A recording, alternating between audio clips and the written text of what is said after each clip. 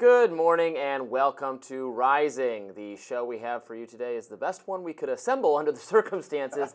It is mighty cold and mighty snowy outside the nation's capital. As you can see there, that's the White House. We've gotten, I don't know quite how much accumulation, but it's a significant number of, inches, feet? Inches, millimeters, however we measure it. However you measure it across the pond? There is quite a lot of snow, yes. I made it in on the metro. I'm assuming you didn't get here by your usual method of the Soave scooter? I did. It is not scooter weather. I do have a car, and I happen to live really close by to the studio, so I have the easiest commute of all, and in fact there was less traffic than usual, so I think I got here, if anything, a little bit more quickly than I do usually, but it is mighty inclement out there. It certainly is. A very quiet, very snowy Washington, but the news always goes on. Yes, so, Robbie, what's on your radar?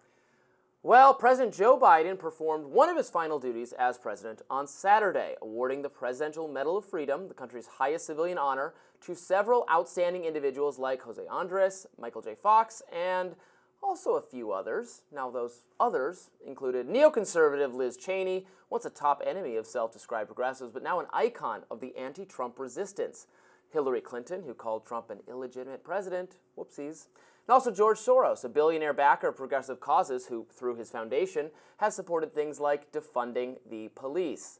These days, the press has very little opportunity to grill President Joe Biden. His handlers don't allow the media very much access at all.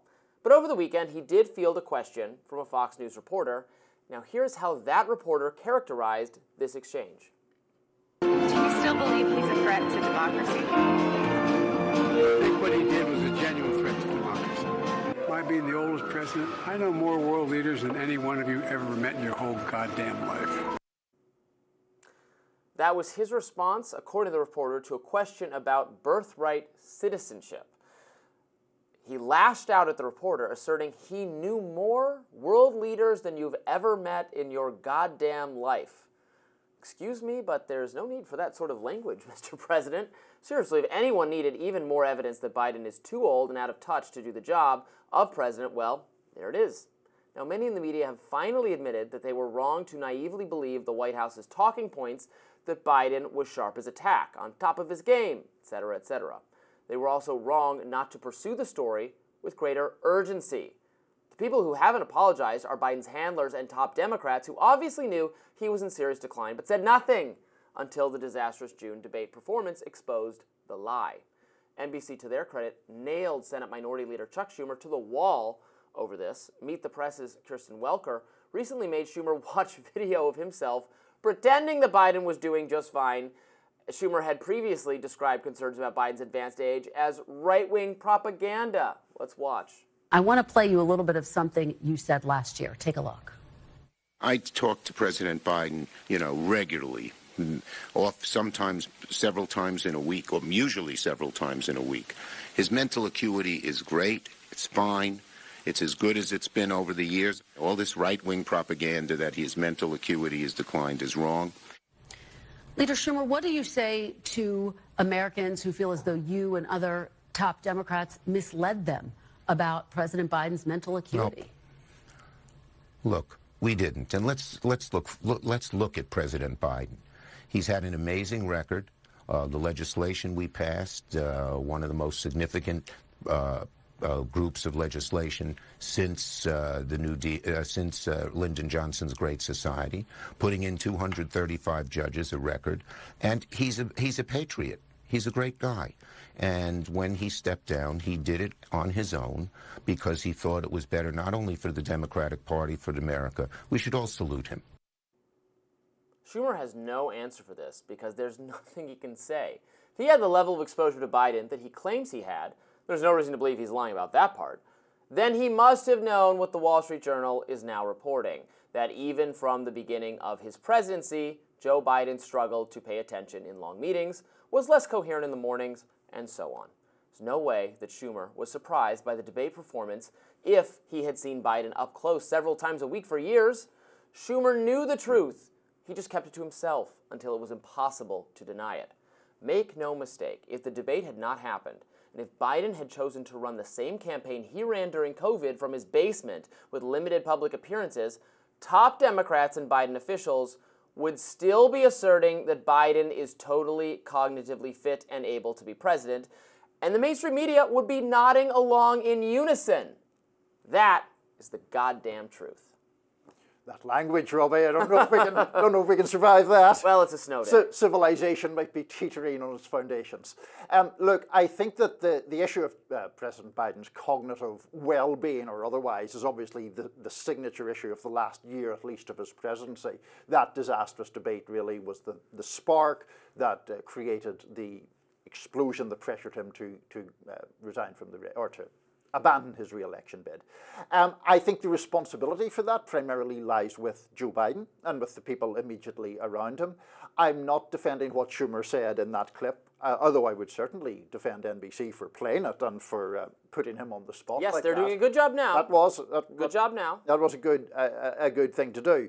But I mean, for anyone, whether you're the Senate leader of the party or you're part of Biden's press team or whatever, if he made the decision to go forward seeking a second term, you can't realistically go out and say, well, he's kind of losing it. I don't know why we're doing this. There's a limit to what you can say publicly. Now, it puts people like Schumer and others in a terrible position because now we see those clips being played and it strains credulity, to say the very least, that he really thought what he was saying. Yeah, there's no doubt he was in a tough position, and a tough position because of what Biden chose, and so was Kamala Harris, frankly, at having made that switch to have her be the nominee, trying to say, I was there in the room, and I was making important decisions, and Biden relied on me. Well, then you would have known, clearly. But Schumer, went beyond that, right, to say, we met so many times, and he's as sharp as ever, sharp as a tack. The mental acuity is amazing. Well, we know that's not true. We know he was not seeing those things. No, I know. There's no way he was seeing those things. Yeah, I mean, there are certain reeds of hope or reeds of credibility you can hang on to. Like, for example, there was actually some, I don't know if I would use the term right-wing propaganda, but we discussed there was at least one video that was deceptively edited, in my view, to make Biden look more feeble than he actually is. So Schumer is obviously going to draw attention to that. The one where he wandered off with the European. That's right. Yeah. He was I wouldn't say deceptively. I would say edited too abruptly or something. But because it wasn't like they didn't splice two things together to make it. Well, they didn't accept that what Biden was doing. It was lacking context. Yeah, it was lacking context. Biden was looking at something else rather than wandering off. Sure, but that one got packaged into that with the three different videos where the one where Obama has to kind of direct him off stage. That was not deceptively edited, right. And there was another at the press conference, I think. Yeah. What was he trying to get? I know more world leaders than you, and it was a question about birthright citizenship. Yeah, I don't know what that was about. I mean, Biden, for all his political career, has been a bit more sort of prickly than the public persona suggests. He is very prone to these. Remember he got into I'm trying to now remember the details, he got into a thing on the campaign trail, I think in 2020, with a guy, not a reporter, but somebody who was criticizing him in just a campaign trail meeting, and Biden's response was very overly aggressive. Listen, fat, right? Didn't he call him fat? There was something like that. There was something weird where he attacked the guy in quite personal terms. I think he has a propensity to do that. He reacts very badly to his judgment or his decisions being questioned. But I don't think it does him any favors to do what he did there, because also this idea that I've been around so long that I know more world leaders than you've had hot dinners or whatever, okay, and what's your point? Especially if I didn't see the question, but if the question was about birthright citizenship, that bears no relevance or relationship to the question being asked. Well, today is January 6th. We'll be talking about that infamous date in a little bit. Stay tuned. More Rising right after this.